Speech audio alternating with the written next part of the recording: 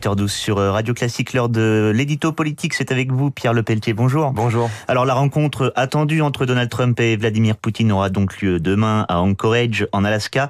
Américains et Russes pourraient s'entendre pour mettre fin à la guerre en Ukraine.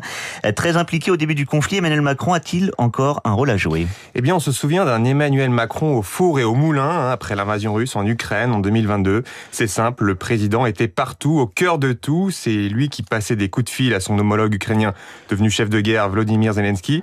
C'est lui qui se rendait à Moscou pour discuter les yeux dans les yeux avec Vladimir Poutine. C'est aussi lui qui rendait des comptes aux autres pays européens. Bref, le nouveau roi de la diplomatie mondiale, c'était Emmanuel Macron. Le président cherchait par là à démontrer que la France et l'Union européenne avaient la capacité de jouer les médiateurs et même, pourquoi pas, qu'elles pouvaient mettre fin à la guerre sans passer par l'aide américaine, ce qui était assez inédit et ambitieux. Autant dire que 3 ans plus tard, le tableau n'a plus rien à voir, la révolution n'a pas eu lieu et les États-Unis de Donald Trump ont repris leur fauteuil de grand patron du monde occidental. C'est d'ailleurs bien avec le président américain que Vladimir Poutine évoquera vendredi en Alaska les potentielles issues de la guerre. Quant à Emmanuel Macron, eh bien il sera au même moment, toujours dans sa résidence estivale au fort de Brégançon, dans le Var, ce qui n'est pas tout à fait la même chose. Pourtant, le président de la République, Pierre, multiplie les opérations de communication pour montrer qu'il est encore dans le coup.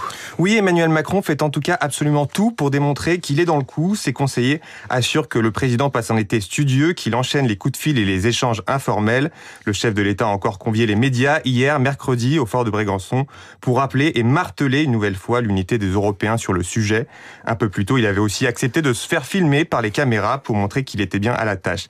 Et c'est également depuis le Var qu'Emmanuel Macron a effectué mercredi la visioconférence avec ses homologues européens et Donald Trump en amont de la rencontre du président américain et du maître du Kremlin. En première ligne, le président a voulu rappeler à Trump les exigences des dirigeants de l'Union européenne sur le dossier ukrainien. Et peut-on dire que les dirigeants européens ont été écoutés ? Eh bien, tout est une question de récit et d'interprétation, mais pour Emmanuel Macron, oui, clairement, Donald Trump aurait fait même plus que ça, puisqu'il dit avoir pris en compte les exigences du vieux continent. La preuve, il aurait par exemple accepté que les questions territoriales en vue de la paix soient bien négociées avec le chef d'État ukrainien, Volodymyr Zelensky, et a promis surtout qu'il défendrait ardemment ce principe auprès de Vladimir Poutine. Mais Emmanuel Macron et ses homologues n'en ont évidemment aucune garantie, et c'est bien ça le problème.